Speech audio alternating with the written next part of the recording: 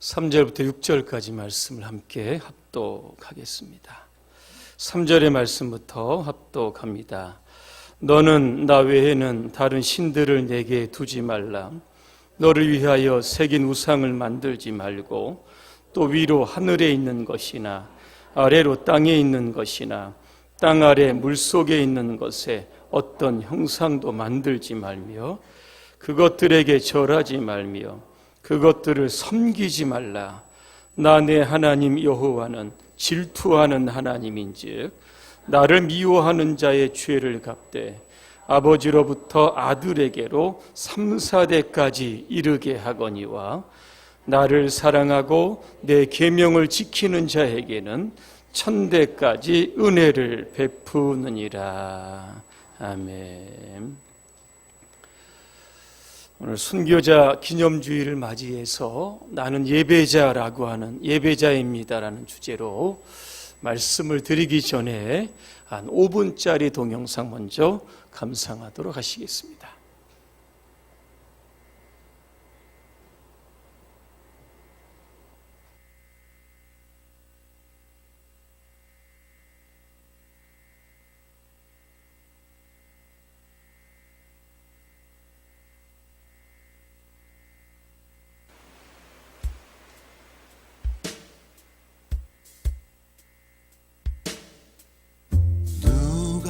뭐래도 아무도 알아주진 않아도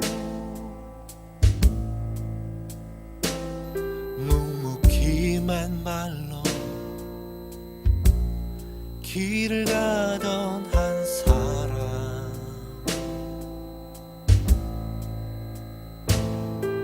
그 누가 말려요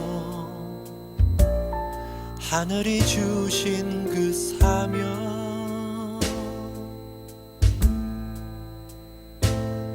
내 몸에 댄 십자가 내가 지고 가리다 충성은 열매 가운데 하나요 충성은 열매 가운데 하나요 손 흔들며 미소 지며 그 나라로 떠났다네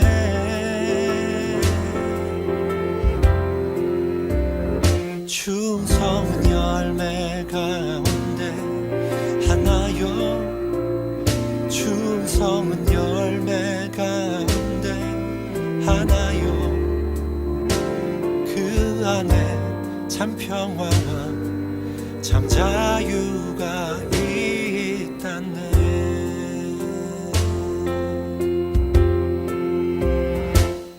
모두들 광인이라 여겼던 사람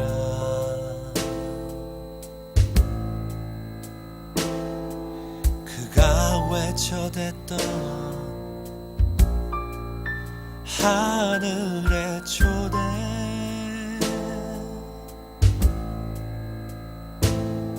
이 세상 가장 위대한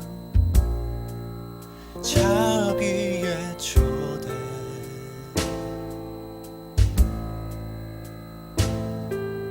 예수 십자가 자비의 초대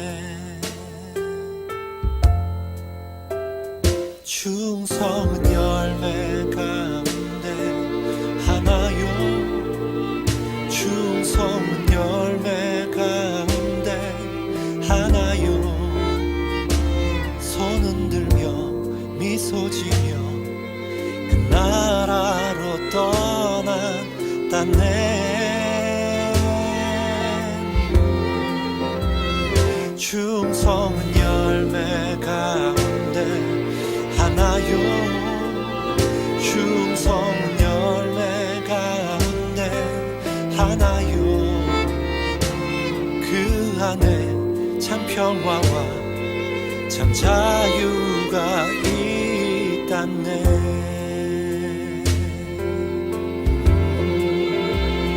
생명 걸고 하셨어요. 생명 걸고. 하나님께서 쓰시니까 그렇게 하신가 보다. 우리들 사람의 생각으로 도저히 할 수가 없어. 못하지. 문중경 전사님이 한 번도 그 이후로 지금까지 섬 사람들의 마음속에서 돌아가신 적이 없어. 죽은 적이 없어. 오히려 더 살아서 역사를 하는 셈이죠. 여성으로서 사역자로서 성공했을뿐만 아니라 순교자로서 마지막 하나님께 영광을 돌리는 사건은 정말 한국교회 사회의 영광이라고 볼 수가 있습니다. 충성은 열매 가운데 하나요 그 안에 참 평화와 참 자유가 있단네.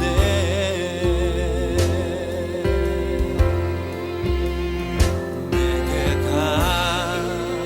같은 평화 내게 같은 평화 내게 같은 평화 넘치네. 할렐루야 내게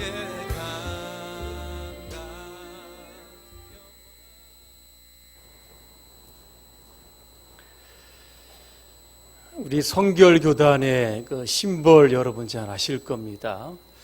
가시밭에 백화파의 모양을 담고 있습니다. 지난날 우리 교단이 걸어왔던 길은 그야말로 가시밭길입니다. 그 길을 걷다가 많은 사람들이 순교하게 됩니다. 1924년 강경교회에서 교사와 학생들이 신사참배에 반대운동이 일어나게 됩니다. 1943년 12월 29일에는 우리 교단이 일본에 의해서 강제로 폐쇄가 됩니다. 1944년입니다. 8월 15일에 박봉진 목사님께서 순교하셨습니다. 1950년 10월 5일입니다. 문중경 전도사님께서 순교하셨습니다. 이외에 우리 한국 선교사를 보게 되면 충남의 병천교회, 전북의 도함교회, 임자진리교회를 비롯해서 하리교회, 정말로 수십 명, 수백 명의 순교자가 있습니다. 터툴리안의 말처럼 그들의 순교의 피가 오늘의 성결교단을 이렇게 세웠던 겁니다. 이 순교라고 하는 단어를 원어에 보니까 이 말투수라고 되어 있습니다. 이 뜻이 무엇인가 하면 증인이라고 하는 뜻입니다. 누가 순교자가 될 수 있을까? 주님을 위해 목숨을 걸고 주님을 증거하는 자가 순교자가 될 수 있습니다. 요한계시록 6장 9절에 보니까 하나님의 말씀과 그들이 가진 증거로 인하여 그들이 순교자가 되었다. 그렇게 말씀하고 있습니다. 우리나라 행정 주소 중에 이름이 주소지로 표기된 곳이 있습니다. 전남 신안군 증도면 문중경길 234번지입니다. 문중경 순교 기념관의 주소입니다. 여기에 주소에 보니까 이름이 길이 되었던 겁니다. 누구나 한번 왔다 가는 인생일 텐데 여러분은 이 땅에 무엇을 남기고 싶으십니까? 여러분의 이름이 이 땅 어딘가에 여러분 길이 되는 그러한 어떤 사명적인 삶을 살아가시기를 저는 간절히 소망합니다. 후대에 많은 사람들이 그 길을 가면서 여러분들을 떠올리고 여러분들의 믿음과 신앙을 추적하며 많은 영향과 도전을 받게 될 겁니다. 강원도 철원에서 목회하셨던 우리 박봉진 목사님, 일본 형사가 우리 박 목사님에게 묻습니다. 왜 신사참배를 거절하는가? 박 목사님은 이렇게 대답합니다. 하나님 외에는 참신이 없습니다. 그러면 하나님이 일본의 천황보다 높은가? 라고 하는 질문에 언제나 그렇습니다. 일본 천황 앞에 충성한다고 자술서 한 장만 쓰면 살려주겠다. 회유를 받았지만 박 목사님은 거절합니다. 그 때문에 3개월간의 고문을 받고 그 후유증으로 세상을 떠나게 되는 겁니다. 자, 그러면 주님을 증거하다가 순교자가 된 영혼들은 지금 도대체 어디에 있을까? 계시록 6장 9절에 보니까 제단 아래에 있다, 이렇게 기록되어 있습니다. 제단은 제물을 드리는 곳입니다. 순교자들은 자신의 몸을 하나님께 제물로 드렸습니다. 이들에게 주시는 하나님의 상급이 무엇일까? 저는 두 가지 말씀을 드립니다. 하나는 흰 두루마기를 주십니다. 예전에는 흰 옷이라고 되어 있는데 이게 요한계시록 6장 11절에 나와 있습니다. 희다라고 하는 것은 뮤코스라고 하는 뜻인데 빛나고 광채가 난다는 뜻입니다. 천국은 계급사회가 아니지만 이 땅에서 주님을 위하여 자신의 생명을 기꺼이 드린 사람들 위해 하나님께서는 특별 대우를 해주심을 우리가 알 수 있습니다. 또 하나 순교자들에게 주시는 상은 생명의 관, 예전에는 생명의 면류관이라고 되어 있습니다. 요한계시록 2장 10절에 보니까 내가 죽도록 충성하라, 그래야면 생명의 관을 내게 주리라, 그렇게 말씀하고 있습니다. 순교자 주일을 맞이해서 우리는 어떤 삶을 결단해야 될까? 지난 시간에도 말씀을 드렸지만 죽는 것만 꼭 순교가 아닙니다. 살아서도 우리는 얼마든지 순교할 수 있습니다. 마태복음 25장에 보니까 주님은 제자들에게 이런 말씀을 합니다. 너희가 내 이름 때문에 모든 민족에게 미움을 받으리라 그랬습니다. 그래서 어떤 사람은 환난에 넘겨지고 어떤 사람은 죽음에 넘겨질 것이다, 그렇게 말씀합니다. 그 데이빗이라고 하는 목사님은 이 초대교회 성도의 신앙을 전투에 비유합니다. 그가 비유했던 전투는 바로 육체적인 전투를 의미하고 있습니다. 로마 황제로부터 받는 그러한 물리적인 박해에 대항해서 싸웠던 전투를 의미합니다. 어떤 전투일까?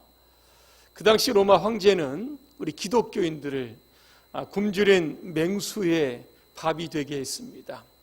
기독교인들에게 콜타르를 붓고 거기에 불을 붙이고 그래서 밤을 밝히는 인간 횃불로 사용하기도 했습니다.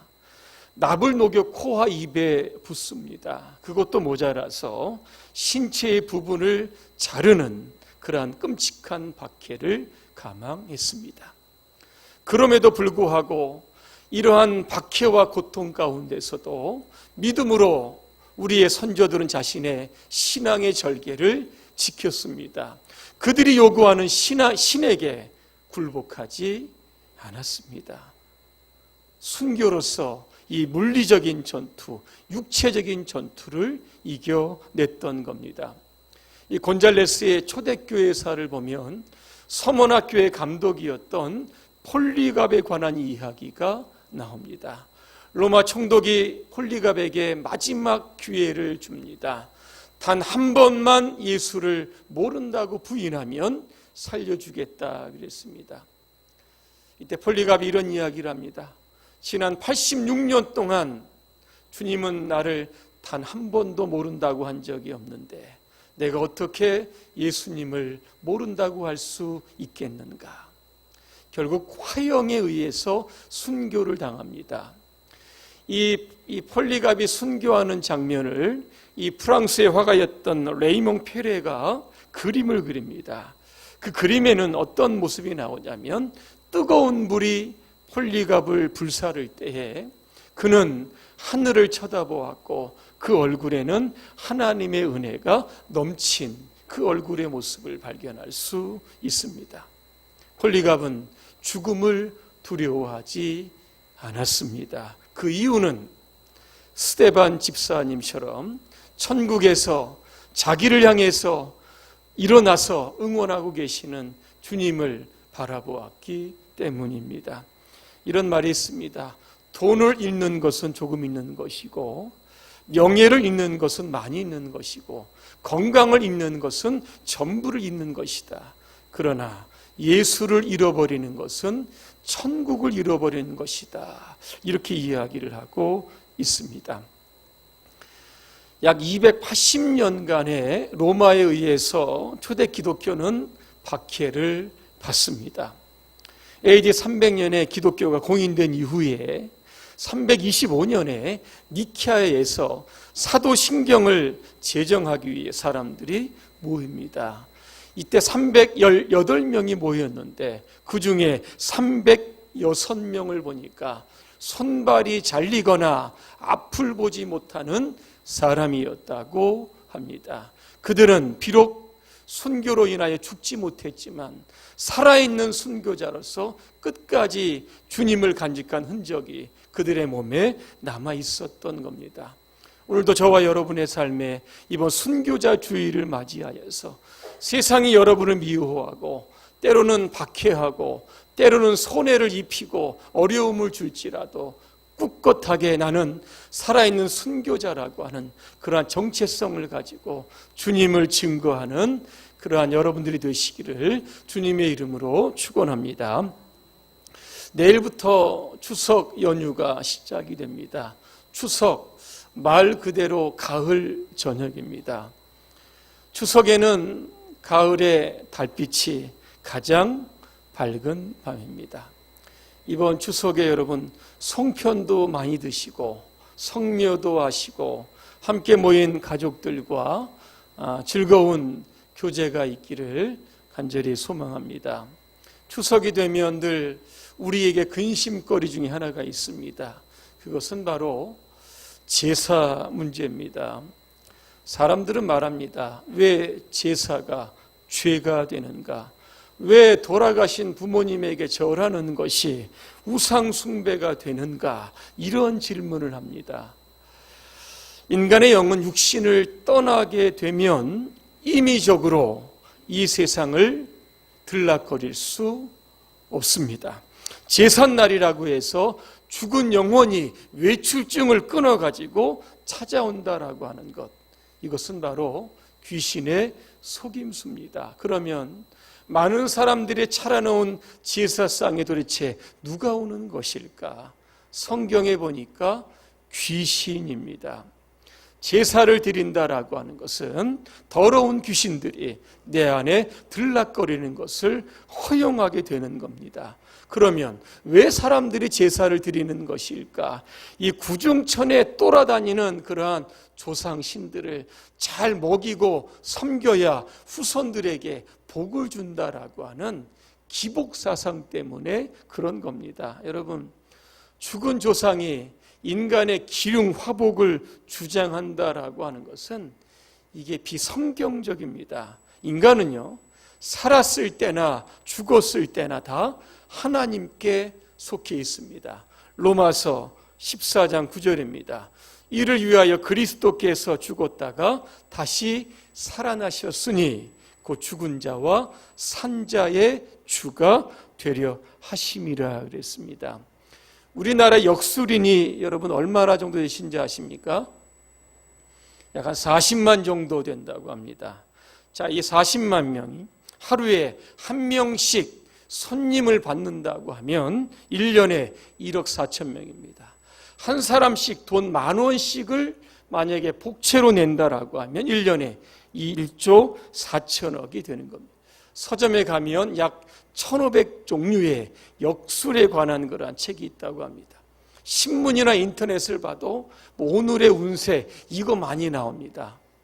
이 모든 것들은 사단이 여러분 뒤에서 조종하는 겁니다. 사람들을 두렵게 만들어서 귀신을 섬기게 만드는 겁니다.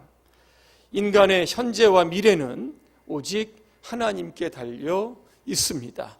예레미야애가 3장 38절을 제가 한번 공동번역으로 읽어드립니다. 좋은 일이건 굳은 일이건 그지없이 높으신 하나님의 말씀 없이 되는 일이 없다, 이렇게 되어 있습니다. 역사를 주관하시는 하나님, 우리의 삶을 주관하시는 하나님, 바로 그 하나님께서 우리에게 복을 주시는 겁니다. 자, 이렇게 조상 제사를 거부했던 한국 교회와 한국 성도들은 그동안 참 많은 모함과 배척을 받았습니다. 자, 그런데 이것이 나중에 신사 참배를 하는 원동력이 되었다라고 하는 겁니다. 오늘 본문에 보니까 10계명의 첫 번째와 두 번째 계명이 나옵니다. 첫 번째 계명에서 강조하는 것은 오직 하나님만 예배하라는 겁니다. 자, 두 번째 계명에서 강조하는 것은 절대로 우상을 만들지 말고 거기에 절하거나 섬기지 말라 그랬습니다. 우상이라고 하는 것이 무엇일까? 하나님 대신에 예배를 드리는 대상이 바로 우상입니다. 그러면 일제시대의 신사, 이것도 우상입니다. 또 하나, 불상, 여기에 절하는 것도 우상숭배입니다. 자, 우리 개신교회는 이 십자가가 있습니다. 여러분 교회 들어오시면서 십자가에 절하고 들어오십니까? 아닙니다. 왜? 이게 절하게 되면 십자가도 우상이 될 수 있기 때문에 그런 겁니다. 요한계시록에 보면 그 요한이 천사에게 절을 하려고 합니다. 이때 천사가 하지 말라고 이야기합니다. 왜 그럴까? 오직 예배의 대상은 하나님 한 분이심을 여러분 강조했던 겁니다. 우리가 여러분 의식 중이든 무의식 중이든 간에 우상의 숭배에 참여하게 되면 어떤 일이 나게 될 것인가? 오늘 5절에 보니까 하나님은 스스로를 가리켜서 질투하는 하나님이라고 그랬습니다. 질투라고 하는 것은 사랑의 강한 표현입니다. 이사야서 62장 4절에 보니까 하나님께서 저와 여러분들을 뭐라고 표현하시냐면 헵시바 이렇게 부릅니다. 이 뜻이 무엇인가 하면 나의 기쁨이 너에게 있다라고 하는 뜻입니다. 세상의 모든 것들이 하나님께 기쁨을 주지만 특별히 하나님의 기쁨은 바로 저와 여러분들에게 있는 겁니다. 이 정도로 우리를 사랑하시는 겁니다. 자, 그런데 이런 하나님 앞에 돌이나 나무나 해와 달에 여러분 절하게 되고 여러분 죽은 자의 무덤에 가서 올해도 풍년을 주시고 내년에도 복을 달라고 만약에 절하게 되면 이것이 우상 숭배가 되고 하나님께 큰 모욕이 되는 겁니다. 그래서 오늘 하나님은 이러한 우상 숭배를 행하는 자들에게 오늘 5절에 보니까 아버지로부터 아들에게까지 3, 4대 죄를 갚겠다 그렇게 말씀합니다. 반면에 오늘 6절입니다.